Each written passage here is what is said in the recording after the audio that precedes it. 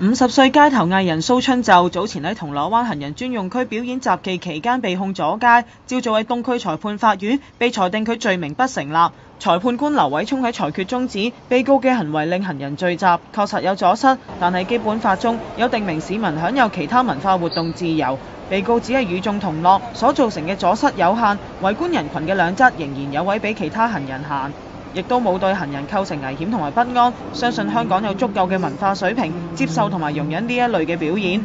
裁判官又話，行人專用區嘅定義唔應該只係俾市民行走，亦都應該可以俾所有都市漫遊者進行各種交流同埋表演活動。蘇春就對裁決感到鼓舞，亦都好高興裁判官認同街頭表演嘅自由同埋空間。佢話只係想將歡樂帶俾市民，希望市民日後包涵，亦期望政府同埋警方配合。警方就話會尊重法庭嘅裁決。